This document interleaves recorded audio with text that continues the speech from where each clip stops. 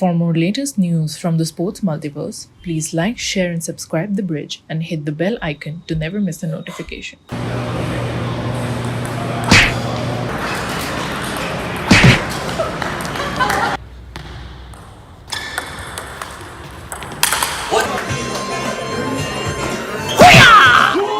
Adam, welcome to the show. Uh, Sure. I'm Shogini from the bridge. So let's have a fun chat, hopefully. So here goes. So, first things first, how are you doing right now? Well, if this is a fun chat, I'll say I'm living in a dreamy cotton candy like state right now, filled with orange slices and beautiful views in Japan. That is quite the utopic paradise, but yeah. Okay. I thought I was joking. To do. You see that? Yes. I would turn it around, but there's a plane flying by and it might distract from our conversation. How are you doing, Shohini? I am doing good. Yeah, it's raining here in Calcutta. So, yeah. I think I'll Gloomy. kind of needed a little bit of water, though. I think the plants were thirsty. Yep. Think Good. so.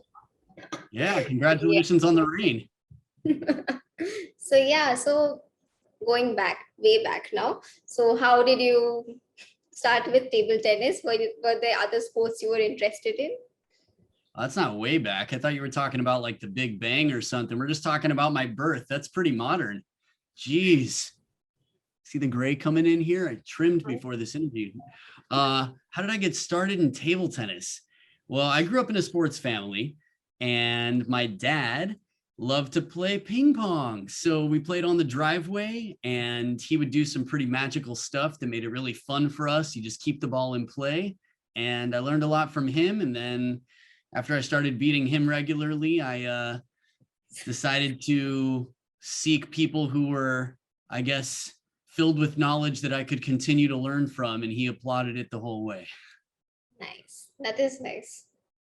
Thanks. But yeah, I mean, were there other sports also apart from table tennis that you wanted to, try your hand at?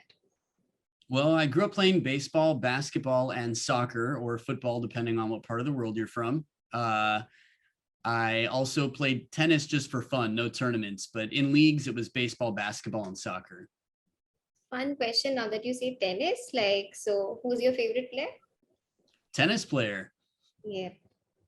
Raphael Monfils of France. He's amazing. He's just got, I don't know, he's got the best attitude, so much style. His trick shots are incredible. I mean, he seems like if I could be any tennis player, I'd probably be him. Nice, nice. And among the big three, if you had to choose? FedEx. Yes. See, yeah, that's nice. I'm a Yeah. huge Pepsi fan too. So yeah. Boom. Yes. Okay. So also like I have been, of course, watching your YouTube videos and everything, hooked onto that. Amazing. So Oh, the thing is, you tend to use a lot of trickery and spin with your opponents, right? Who are technically superior than you. So to be technically superior to me is sort of like saying more aesthetically pleasing than your local trash can. Technically, I'm not the most sound player. I'm just wobbling around off balance all the time. I got into the sport late. I'm probably one of the worst in the game, if I'm in the game at all. But yeah, I forgot what the question was. I was so excited by the question. I The lead mean, up to the question. basically, what makes you play like that? Like, I mean, they are like Oh. doing their thing and you're like doing your thing, which is, yeah. I want to do my thing. That's my job, right? I mean, if I try to do other people's things, they're better at it than I am. Like I can't do your thing. You do your thing. I do my thing. My thing is having fun, and I don't know. For me, I like thinking. Sometimes maybe I think too much, and oftentimes probably not nearly enough. But in table tennis, it's a really creative, clever sport. You could be playing against someone who's significantly more physically fit than you, someone you would ideally trade, physiques with in a moment. Yet you could beat them if you can control the spin or you can do something they're not used to. It's a thinker's game and it's a sport. So while physicality matters, so does mentality and so does creativity.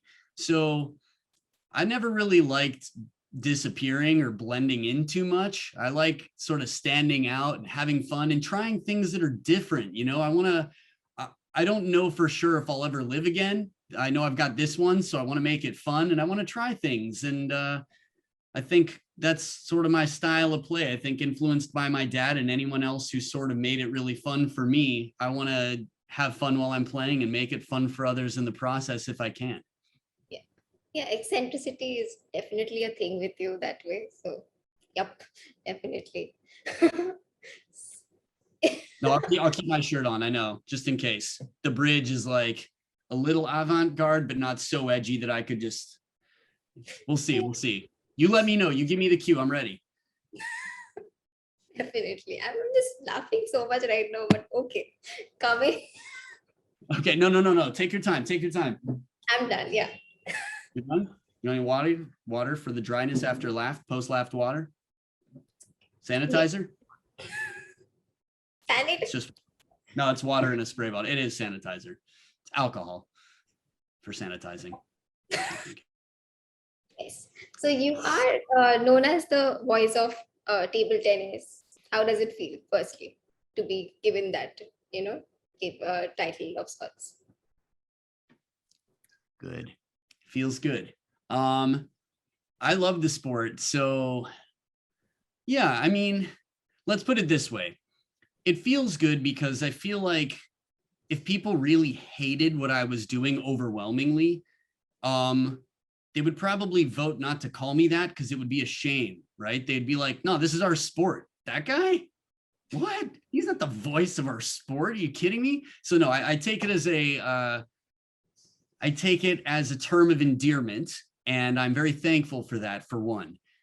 Two, it gives me this sort of sense of responsibility that while I can't please everybody all the time, for sure, no questions about it, what I can do is I can do my very best to bring new people into the sport. And I think that's what our sport needs. I think I'll do my best to please the people that are already here to some extent as well. I want them to enjoy their experience, but I want new people to learn to love the sport the way those of us who are already really hardcore into it do. And I think it takes, I don't know, a certain sense of fun and passion and honesty. I think you just have to, I'm a very expressive person. I tend to express myself a lot, even when it's uncomfortable for those around me sometimes.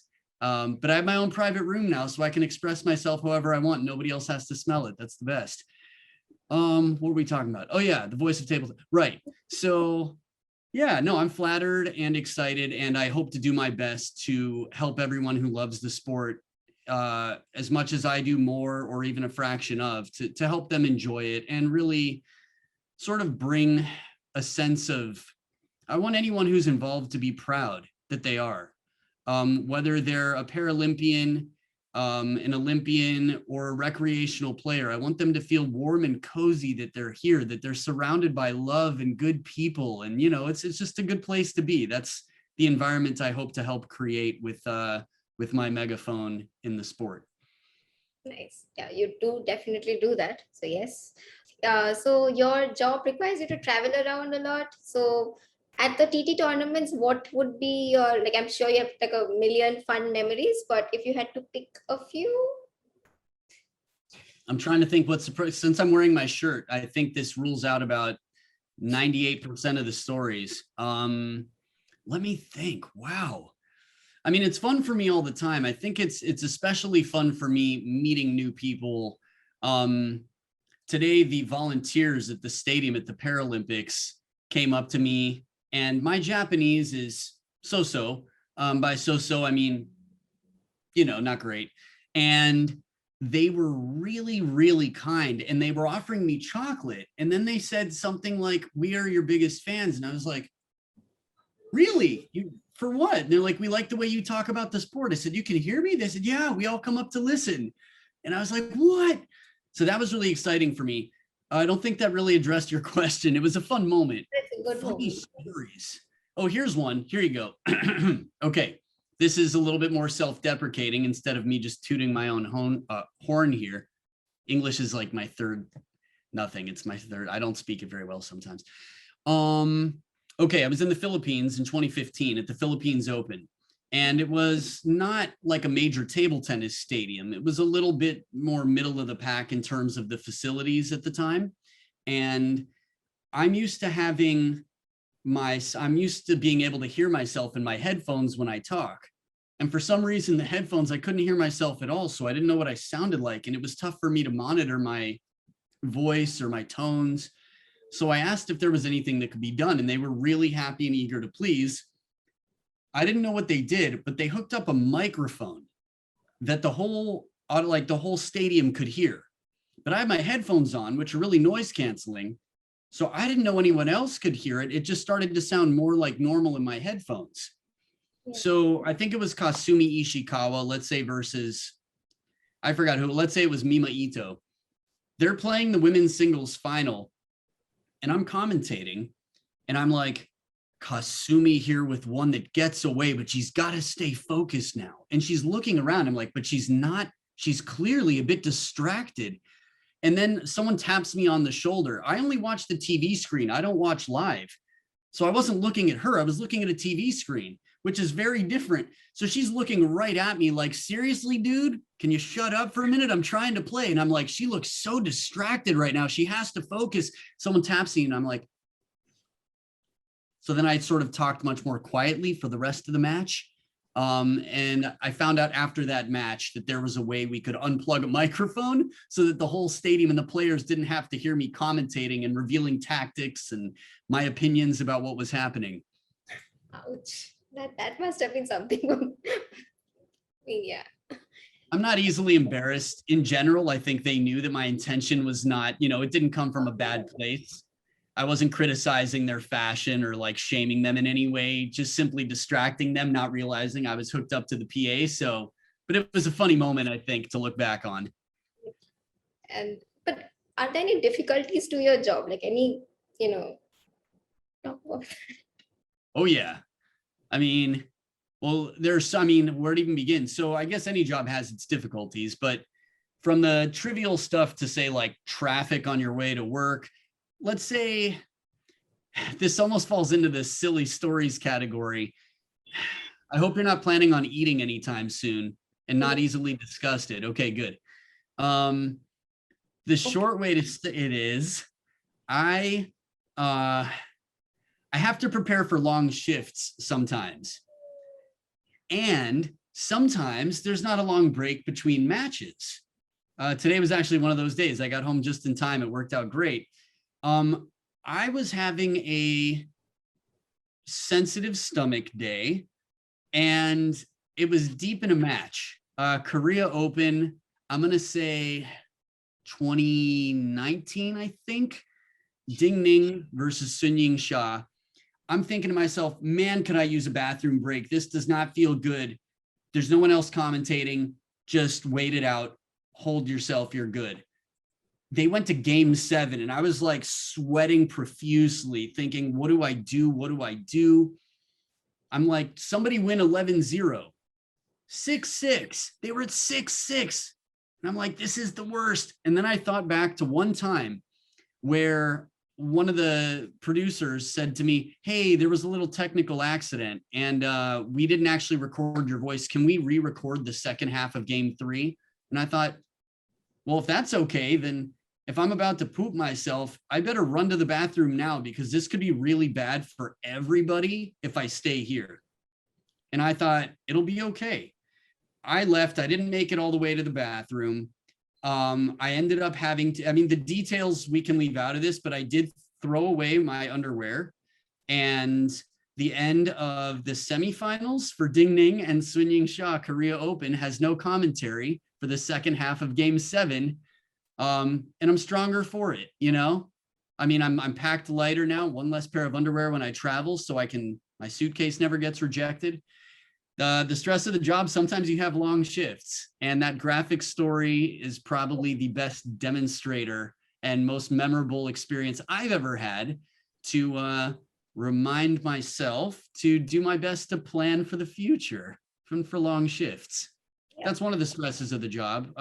Other than that, I grew up in a country, as many people do, And in that country, we have our native language, but the sport is very global. So I'm doing my best to pronounce names from all over the world, and I'm learning all the time. That's good, but sometimes you hear about it really quickly if you make certain mistakes or say the wrong thing or don't realize you're trying to be culturally sensitive. So I guess any public job, you've got a lot of people listening, and that holds me accountable, and I do my best and apologize when I mess up. And yeah, just that adds pressure, I guess, but it's the pressure that drives me to work harder to continue to learn and grow. So yeah, there you go. Yeah, the pronunciation bit is definitely there. This is like, and also with table tennis matches, things happen so fast. That's also something. Like in, say, tennis, it's still longer, but in table tennis, you blink and okay, this happened. Wow. Yeah, So, no, I don't blink when I watch for that reason alone. I don't want to miss anything. My eyes yeah. get very dry because if I blink once, no, it's okay. Yeah. So any fun moment you had with any Indian athlete also? Oh my goodness, tons. I mean, the Indian athletes are like my brothers and sisters. They're it's funny because Sathiyan Gnanasekaran, we're like biologically brothers. His mom doesn't know that yet because it's a long story, but we're sort of biological brothers. Sharath Kamal and I play for the same brand for Andro, this one right here.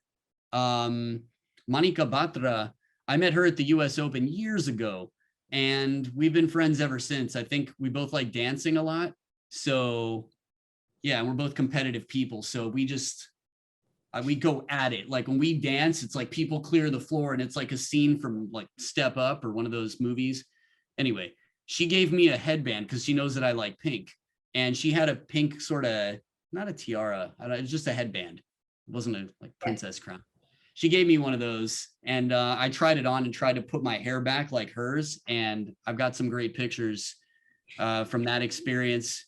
We did a fun series called Ask a Pro Anything together that actually, you've seen it. Yes. You danced to, yeah, you danced there to 3 songs, I remember. Yep. Oh yeah. Oh yeah. Some Indian songs too. Yeah, I remember. Yes. Yeah. Fun Oh, there one. are so many. I don't know. Every time I go to UTT, I make new experiences with the players and even around the world. It's just, I always feel welcome to join the Indian team for dinner. They always make me feel incredibly welcome. And when we're riding in the car together, there's going to be no sleeping because we just have too much fun. So I always hope to be on the same bus, the same flight, the same dinner table, the same place as the Indian team. But yeah, why is Satyan your brother? This part is curious. So yeah. Yeah. Well, I think it's just that we come from the same gene pool. Genetically, we are almost identical twins. Our last name separated at birth, years later, actually. It's a long story. I'm not going to tell you who came first, but no, I think part of it is a fan. Ask a Pro Anything is all about engaging the fans. And a table tennis fan of Sathiyan said, "Hey, are you guys brothers?" Because they saw that maybe we both had slim faces and, I don't know, devastatingly good eyebrows and things like that. So what are we going to do, right? I mean, neither of us are ashamed of it. We just own it. And then I'm proud to be his brother, officially or unofficially, biologically or unbiologically, metaphorically. You Yeah. guys, now that I think about it, yes, the facial structures do match. Yeah, no, I tried to structure my face much like his when I was structuring. Thank you. Yeah. So now, when are we seeing a video with an Indian star, like on your YouTube, playing with an Indian star? Ooh, that's a great question. I have several already in there in terms of playing throughout India. In terms of the stars, that's a great question. I've been knocking on Manika's door for a while. She's busy. She's really busy. And, the situation with Earth right now makes it a little bit more challenging to travel like I used to. That's, Earth. Yeah, I Home. know. Heard about it. It's where we live. We've lived here for so long together. I've seen you around only a few occasions. Yeah, so traveling has been a little bit tougher now than usual. And normally I'd be in India at least once a year for several weeks. And that's a part of my life that I cherish and greatly look forward to. And whenever I'm in there, that's probably the greatest opportunity for me to challenge the Indian stars. That's a good question. Manav Tucker allowed me to play with him. A few others did as well. I played Moma Das once, but that was a long time ago. Neha Agarwal played with me when we were commentating UTT together. I know she's no longer competing at her prime, or I don't think she's competing at all, but that's what gave me a chance to make it a little bit closer. I think it also helped that she was playing in flip-flops and jeans and all that. I don't remember the outcome, probably because I lost and I'm trying not to remember, but yeah, I think if it was close at all, it was probably just because she was basically dressed to sleep or dressed to work or not play table tennis. But yeah, I look forward to coming back to India and creating some excellent content with my favorite players from India. So yeah, tell them to try not to stay sharp so that they can stoop down to my level a little bit and have a chance. Yeah, definitely. So, okay, let's do a bit of a rapid fire right now. That's all I live for. So the first one is like, which one is your favorite spin? Backspin or side spin? Side spin. Okay. So which is your favorite TT shot? Snake. Favorite TT player in the world? Nina Ito. And your favorite Indian TT player? Manav Tucker. There's so many. Favorite team in UTT? Wow, Falcons. And what kind of racket do you use? I use the Andro Triber K with Razanter V42 on both sides. And which is your favorite tournament, if you had to, experience-wise, favorite tournament? Well, the Olympics. So also, any funny memories from the Tokyo Olympics? You already like mentioned so many, like this one, but Tokyo Olympics perspectives, anything funny? Lot Sure, of well, them. I should have included the Paralympics in favorite tournament. That's been breathtaking and really exciting and dramatic. So Paralympics, maybe even, yeah, it's tough to say, but they're both very close. Funny moments, too many. Every time I come through security, we have this, you have to, if you have a water bottle in your backpack, you have to drink it to show them that it's not orange juice. Probably not that, but probably just that it's not like gasoline or something, that it's actually something you can drink. They don't want you drinking gasoline. Japan is very safe and they're health conscious too. So whenever I walk in, I don't know a lot of Japanese, but I know how to say I love table tennis, I love Pokemon, and I love red bean paste, all of which are true. So whenever they say like good morning to me, I say good morning back to them in Japanese. And then I say, you know, I introduce myself and I say, I love table tennis, I love Pokemon, I love red bean paste. And they always laugh because that's sort of embracing the culture. It'd be like saying, I love onion kulcha. You'd be like, oh, really? So you've been here before. Okay. And then when I unzip my bag, they say, you know, can you drink? And I say, sure. And then this is what I do. I go,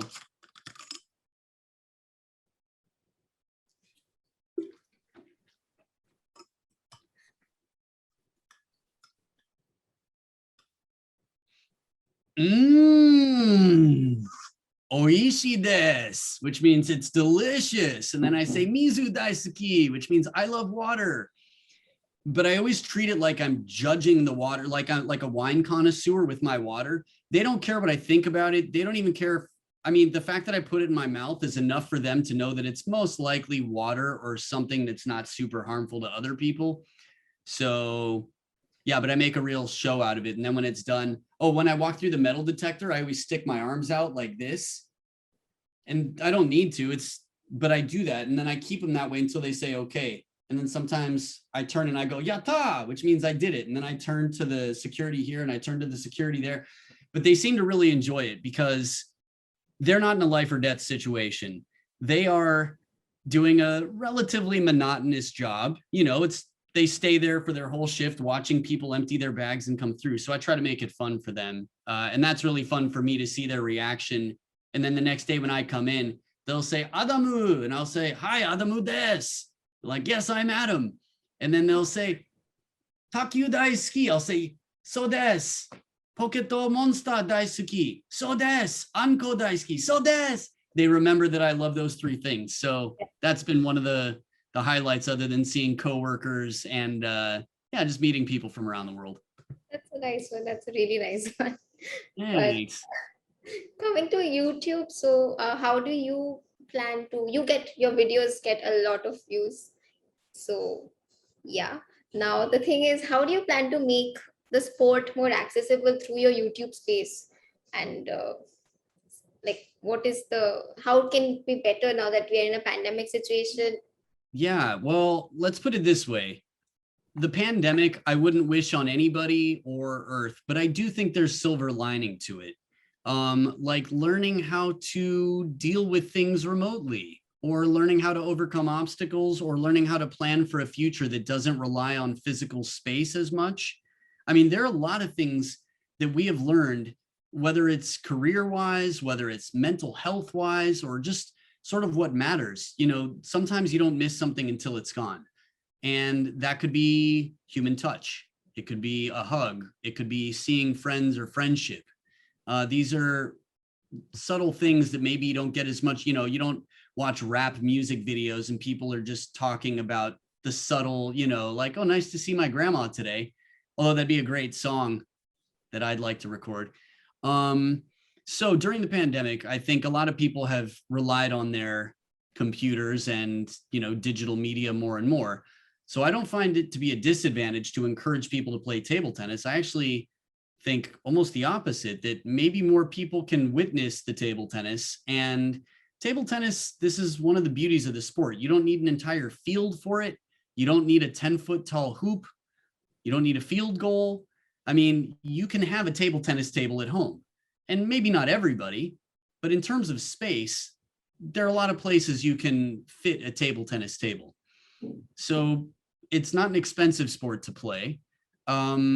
I feel like it's perfect for the pandemic. I feel like, you know, I say table tennis more than I say ping pong, depending on where I am, but this could be a ping pong pandemic, P cubed. So I don't know. For me, it's like, if more people are watching, great. I'm going to do everything I can to try and entice people. I'm not the best player, not even close. And I'm not trying to be, because that's not what I have to offer to the sport, right? Many people can beat me left and right, and that's okay with me. But I want people to play. I want people to enjoy watching, and I want them to be curious about playing. So I'm going to show them the fun side of it. Excuse me. That was an orange. Oh, everything's okay. Long work day. Yeah. So I'm going to do everything I can to help people fall in love with the sport and go out and play. And if they're better than me quickly, by all means, mission accomplished. Yeah. How was it playing with Malong, now that you mentioned? So are you familiar with the concept of a dog whistle? Yeah. So we can't hear it, right? Because it's out of our range. Okay. So it's like, yeah. that's How was like playing with Malong? right. So the analogy is relevant to your question eventually. I'll bring it back. Just tangent at the beginning. Ma Long is so many levels out of my range that any of the pros, almost always, occasionally because of style matchup, you know, my game is very different than the women's game. The women's game is very fast. It's close to the table. Mine is very slow, and I'm very far from the table. I'm very spinny and awkward. They're very fast, rhythmic, and aggressive. So every once in a while, sometimes I can cause some upsets, you know, in the women's game occasionally. But generally speaking, man or woman, I stand no chance against the pros. Ma Long is the best of the best of the best. I mean, he's the greatest to have ever lived as far as I'm concerned, at least at this point in time. Someone might pass him by eventually, but right now, I think he holds the spot. Playing with him, first of all, I was on a sprained ankle. I was wearing space boots, as you can see in the video. And I just saw him standing alone and was like, I might never have this chance again. I need to ask him now. So I did, and he just hit with me. It was more, he's just so clean, effortless, and smooth. I mean, he played to me the way a father boxes with his 60-year-old daughter or son. He just sort of did exactly what I wanted and made it fun for me. He hit it to me. We tried to go around the table. I failed. He kept trying. He pulled the net to try and keep it in play. I mean, he was as generous as can be, but I'm in no position. Like, it was more an honor of like me playing the brand that is Ma Long. You know what I mean? Yeah. If you really want to test a world-class athlete, you need to sort of be a world-class athlete to bring out their A game. I mean, I didn't even bring out his game. He just treated me like a visitor in the kindest way. So it was an honor and a privilege. But the experience in terms of like, I don't know, that they're just too many levels above me. And I appreciate even playing anyone better than me when I recognize that they're a full level above me, like they could just snap their fingers and finish me if they wanted. That's exciting. And I recognize when that happens. Yeah. Is there any player you want to still play with, like your like fun player, like on your list, still haven't? Like, Tons. I'd like to play like properly against Ma Long, and by properly I mean actually have a match. Maybe I could start 10-0 in game 1, and if I lose, start 11-0 in game 2. So game 3 I'd start 10-0 again. Shushin, I'd love to play with Shushin. I want to play with Manika. I'd like to play, I don't know, I feel like I should cater more to my Indian brothers and sisters, but like Sharath Kamal is so smooth. And I actually want to play, so Archana Kamit, she's a young up and comer who's done really well recently. And I saw her in UTT and was like, this girl's got something special. Shrija Okula as well. I mean, yeah. Shrija plays a similar style to Manika and was really close to beating Manika recently. I don't know. I think Manika has more experience, so maybe she's seen more tricks. Shrija will probably kill me, but that's why I'll start with an advantage. There's so many players. I don't know, Sutirtha Mukherjee, Madhurika Patkar. I mean, but those are probably some of the names that come out. Sathiyan and I haven't yet played. I think his style would be incredibly, I mean, they're all pros, right? So they're way, way better than me. But Sathiyan is just so fast. He's on top of everything. It's like he doesn't let you breathe. Wherever you hit the ball, you're like, oh, I'm going to hit it where he's already there. What? When I started hitting it, he wasn't, but now he is. I don't know. It'd be cool for me to play with all of them, and I hope that it'd be a lot of fun. I think they'd make it fun for me. So that's yeah. Looking really forward to, especially the Sathiyan one, would be nice seeing the brothers in action that way. So yeah. Right. Finally, one last question is that how do you think the social media space overall can be used to, promote sports, like the entire thing? Oh, well, I mean, I think they're almost made for promotion of anything, whether it's self, this is, anyone can be a celebrity on social media. And that doesn't mean because everyone's trying, you have to be tactical about what resonates with people and what doesn't. I think in terms of social media to promote the sport, first of all, put it out there. It's a numbers game. If you're not using your social media to promote the sport and you want to, why not? Why aren't you? So yeah, take videos, be mindful of the lighting, let people see what you love, show them the beauty of what you love. Don't tell people what to do, just make it beautiful, let it be, and leave it there for them to see. You don't have to criticize anyone, you don't have to force anyone. I mean, when you put out delicious food, people can smell it when they walk by. And when they taste it, they'll come back if it's delicious. And the same with sports. You see a good video, you see something entertaining. I've seen so many young players in India. I share from time to time on my Instagram, even some of the work from different, say, promoters of the sport in India that they're clever. And that's people, I don't know if there will ever be a point in our life or in mankind's lifetime, the species, where humor will not be appreciated or valuable. So keep some humor in it, have some fun, make it fun for others as well, and just put it out there. Then you got to try, right? That's what I'm thinking. Yeah. And that's nice. That's nice. And so, yes, thank you so much. It has been lovely. Way too For me lovely. as well. Yeah. Thanks. Yeah. So, yeah.